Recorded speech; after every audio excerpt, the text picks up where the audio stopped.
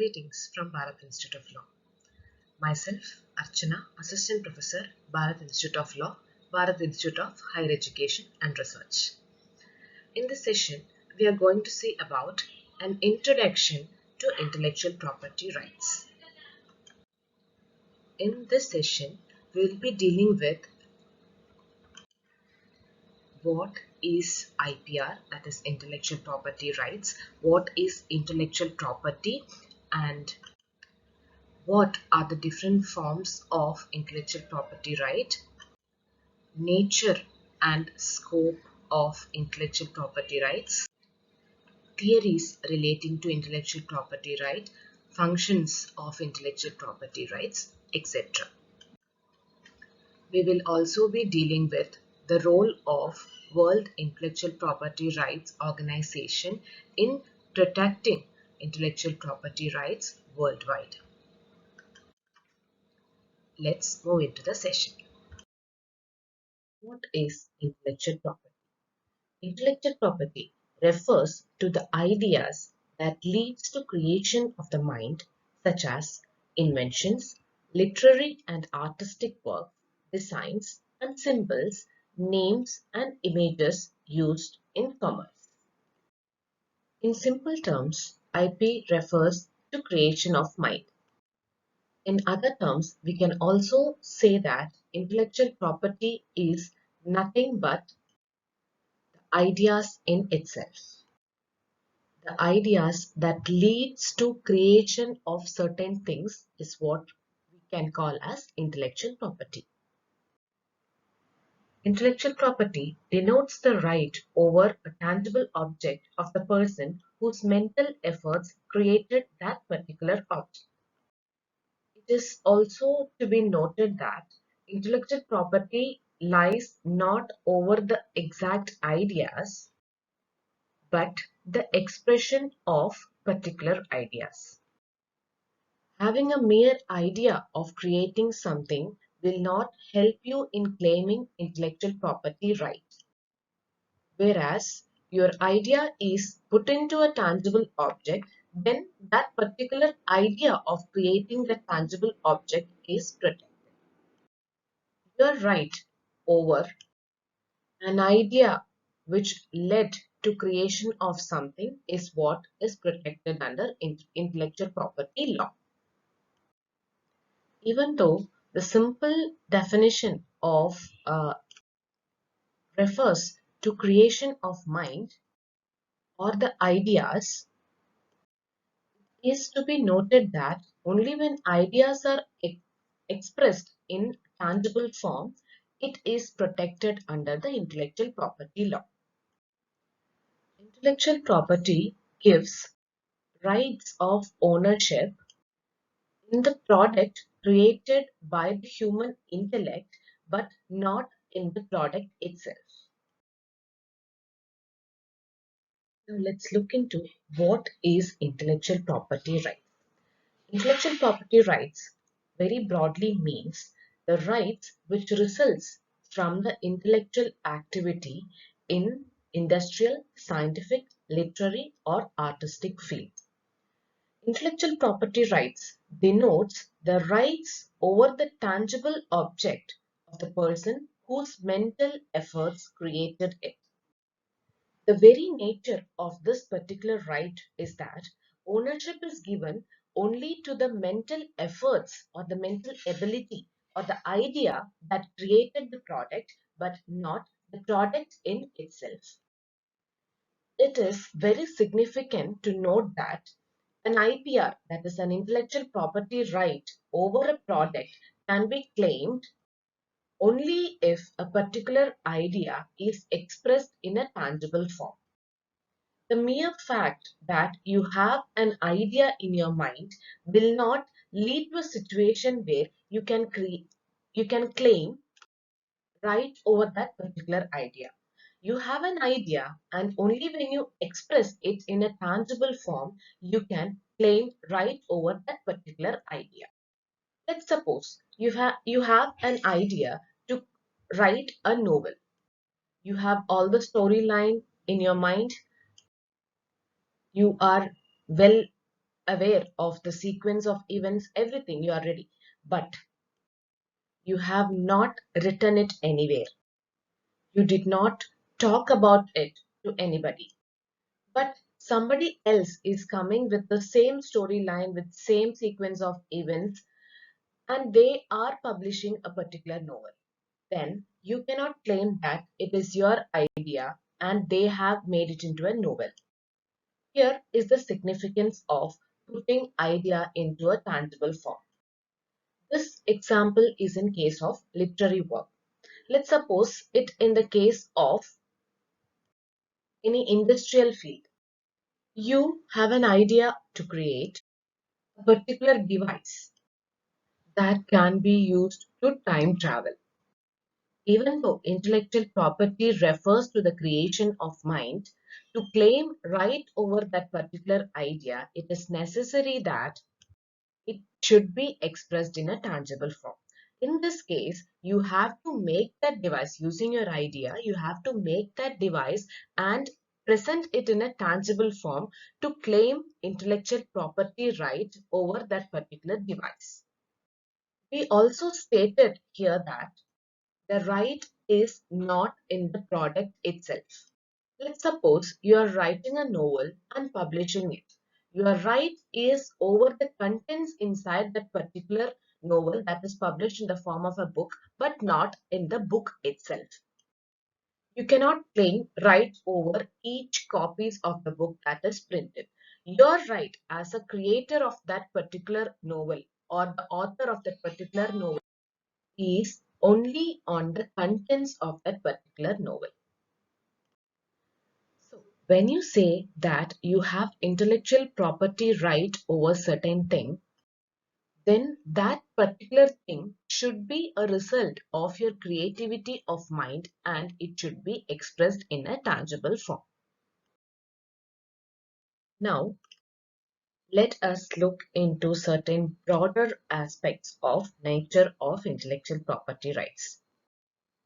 Intellectual property rights provides both exclusive and exclusionary right to the creator of a subject matter of intellectual property. Exclusive right means a set of various rights, that is, the rights to use that particular subject matter of intellectual property in any way which pleases to the creator of that particular subject matter. Exclusionary right means the right to exclude others from exercising the right that is vested only with the creator of particular matter of intellectual property. The right to use any particular subject matter of intellectual property in the way he pleases, in the way the creator of a subject matter of intellectual property pleases, means that he can sell it, he can use it for himself, he can license it to somebody, he can get it hired or whatever way. Creator of a subject matter of intellectual property has the right to use it in any way it pleases to that particular person as long as it is not detrimental to anybody around him. Exclusionary right means the creator of subject matter of an intellectual property has the right to exclude others from exercising any right that belongs only to him.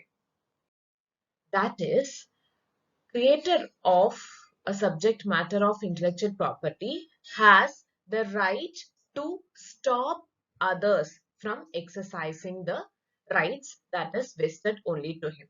That is, he has the right to stop anybody from selling that particular subject matter of intellectual property without his authority. In simple terms, it can be called as the right to sue for infringement. So if a third person exercises the right of a creator of a subject matter of intellectual property, then that particular act that is done without the authority of that particular creator of a subject matter of intellectual property, it is called as infringement. So the original creator of the subject matter of intellectual property is having the right to sue against that person for exercising his right without the authority.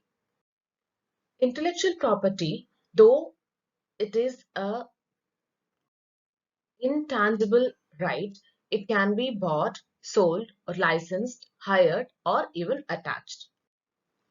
Let's suppose you write a novel. The nature of intellectual property or the form of intellectual property right that you will have is copyright. You can sell it to somebody, somebody can buy it from you. So when a buying and selling of intellectual property right happens, the whole right is transferred to the other person. It can also be licensed with certain conditions attached to it. In licensing, the whole rights in that particular subject matter of intellectual property is not transferred. This again forms and comes under the ambit of the exclusive right that a creator of subject matter of intellectual property has. The next nature of intellectual property right is that different intellectual property rights, different forms of intellectual property rights subsist in the same subject matter. So one easily understandable example of different forms of intellectual property rights subsisting in one subject matter is that of copyright and trademark. So copyright subsists in artistic, literary, dramatic works, etc. So let's suppose you are drawing a picture of something. It can be anything. And that particular art is used by you yourself in your own business as a logo. Then there exist two different forms of intellectual property in that particular work. As a piece of art, you have copyright over that particular subject matter, and as a businessman, you can also register it as a trademark. Even trademark is a different form of intellectual property. So in the same subject matter of that piece of art, you can claim copyright as well as trademark. You can claim trademark in that particular subject matter only if that particular subject matter is used in your business. So this is how in one subject matter, there can be two different forms of intellectual property. Another nature of intellectual property right is that in a same subject matter of intellectual property, different persons can claim right. So this happens mainly in case of cinematograph films, music compositions, etc. So when a music is composed, it is a work of the music composer, the lyricist, the performer, the people who performs in the background, etc. In that particular subject matter of music composition, which is a subject matter of intellectual property, there are several persons involved. So the copyright as a form of intellectual property does not belong to just one person, but to different persons. When we learn about copyright in detail, we can understand how this intellectual property right, is distributed among the different participants or different creators of one subject matter of intellectual property. So these are the basic nature of intellectual property. It provides both exclusive and exclusionary right to the creator of the subject matter of intellectual property. It can be bought, sold, licensed, hired, or even attached. And these 2 points, the next 2 points are very important to be remembered. That is, in one subject matter itself, there can be different forms of copyright. different forms of intellectual property subsisting, and also in one particular subject matter itself there can be different persons claiming intellectual property right. Now let us see what is the need to protect intellectual property rights. In early days, even the concept of property itself was alien to the people who kept on moving from one place to other. Later, they started to recognize chattels and movable properties as properties. People who created different things out of their intellect feared disclosing it to the public, thinking that it will be exploited. When the science started developing, the need for publication of knowledge also became inevitable. This necessitated the protection we given to the creator of a particular knowledge or creator of a particular subject matter. It was also realized that industrial development can take place only when industrial techniques are improved. This welcomed creativity. To encourage the disclosure of creativity, incentives were to be implemented. The concept of protecting intellectual property right evolved as a means of protecting creativity and encouraging more creativity. When an intellectual property right is protected, it means that a certain amount of monopoly is vested with the creator of that particular subject matter of intellectual property. So when a creation is disclosed, it gives the monopoly to the creator of that particular subject matter to exploit it to his own needs, and also it will be available to the public. At the same time, it also excludes the other people or the third persons from exploiting the rights over that particular subject matter. The incentive that a creator of a subject matter of intellectual property gets is the monopoly. Through monopoly, he gains economic interest as well because he has got the right to sell, the right to license, etc., through which he can have economic interest. Basically, the very purpose of protecting intellectual property right is to encourage creativity. Progress and the good of humanity remains in the ability to create and invent new works in the field of technology and culture. Intellectual property protection also encourages publication, distribution, and disclosure of the creation to the public rather than keeping it a secret, so that not only one person who is creating a particular subject matter of intellectual property who is benefited from that particular creation, but a public at large. Promotion and protection of property subsequently promotes economic development, generate new jobs and industries, and also improves the quality of life. Now, let us look into some basic theories upon which the concept of intellectual property right is evolved upon. The first one is natural right theory. The natural right theory prescribes that man is entitled to the fruits of his labor. The labor here is the creativity. So whatever a man creates, the benefits that he reaps from that particular creativity should go to him only. So when a person creates something that is a subject matter of intellectual property, it should not be exploited by others. So when intellectual property right is vested legally over a person, it stops him from being exploited. Ultimately, he will get the fruits of his labor. The next theory is economic incentive theory.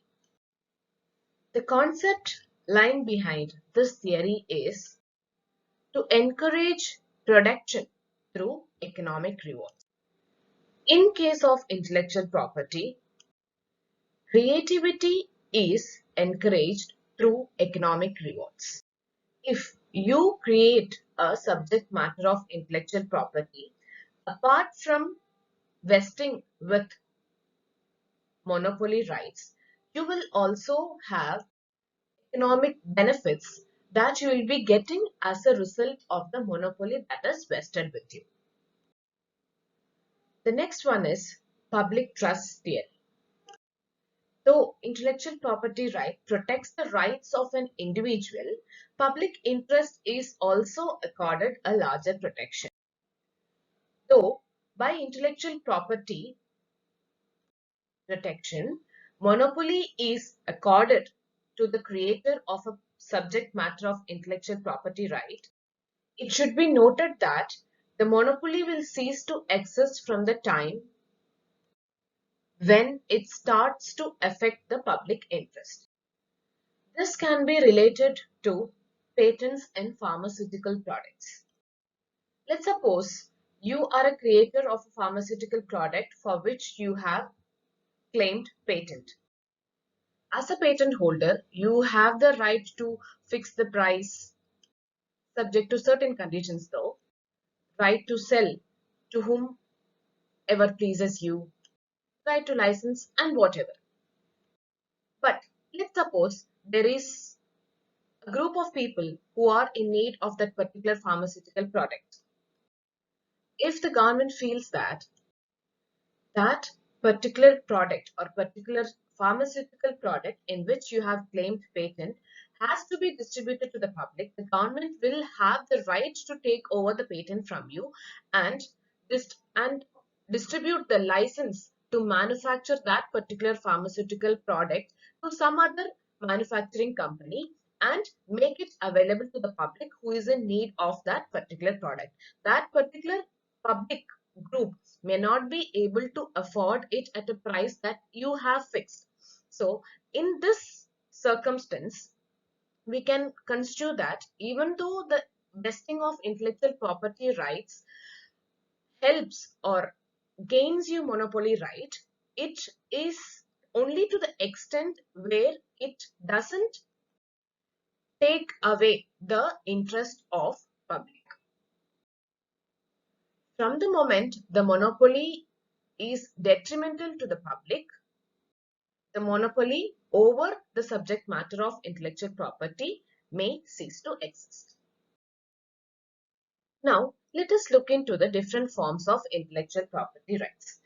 So now what we are going to see is the conventional forms of intellectual property rights, or what were the classification of forms of intellectual property earlier. Intellectual property was divided into two broad categories like industrial property and literary property. Industrial property included patents, trademarks, designs, and literary property included copyrights and neighboring rights and confidential information. So this was the earlier classification of intellectual property right. Now the classification is different. Currently, intellectual property can be classified into two categories as conventional intellectual property and non-conventional intellectual property. The conventional forms of intellectual property are those forms which were recognized since a very long time as a form of intellectual property. Those includes patents, trademarks, copyrights, and designs. There are certain other forms of intellectual property that evolved over time and are now recognized as a different form of intellectual property. They include the geographical indication, layout designs, plant varieties, and traditional knowledge. All these are forms of intellectual property. The only difference is that certain forms of intellectual property were recognized from a very long time, and the other forms, that is the non-conventional or the recently developed forms of intellectual property are the ones which got recognitions only recently as a form of intellectual property.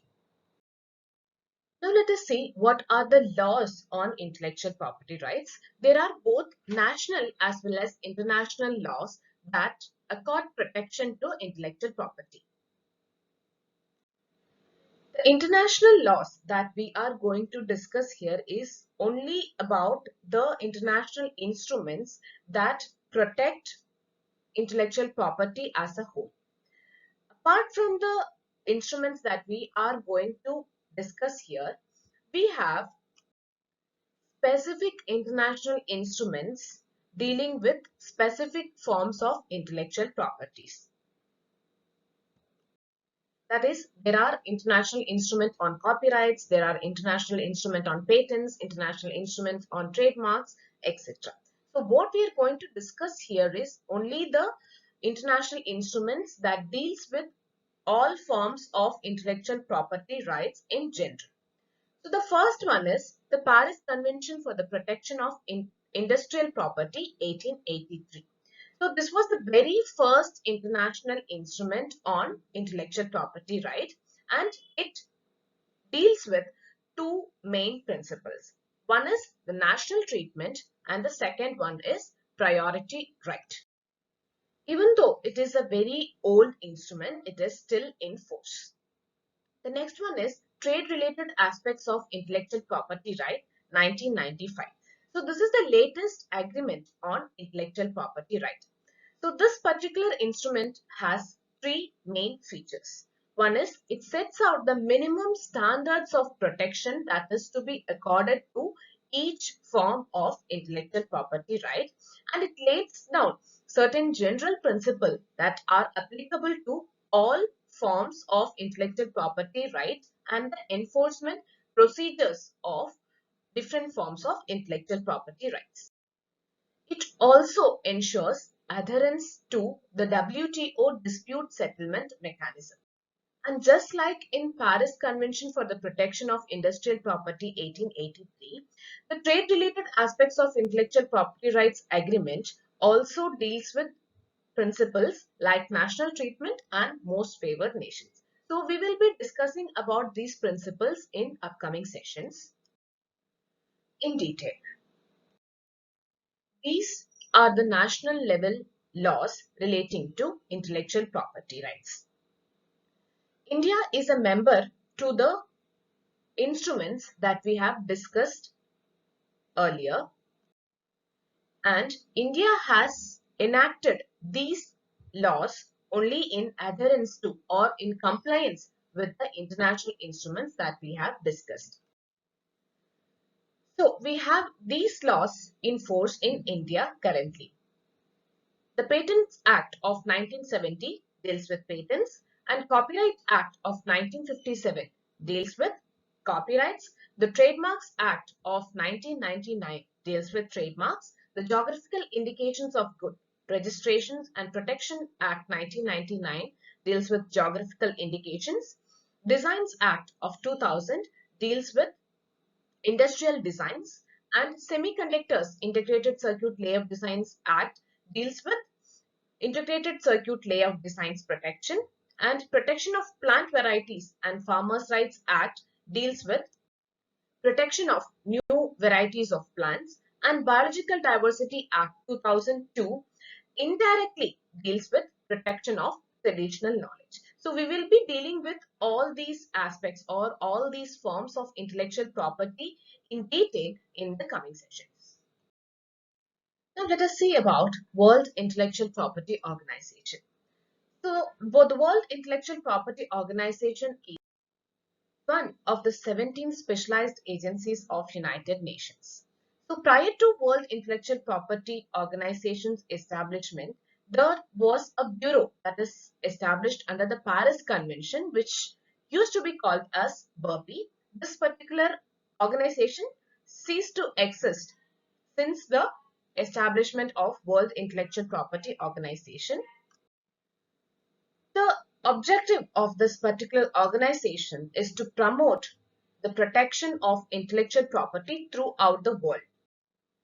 and to ensure administrative cooperation among the intellectual property unions established by the treaties that the World Intellectual Property Organization administers. The main function of this World Intellectual Property Organization is to administer or to ensure the proper enforcement of the various international instruments relating to intellectual property rights.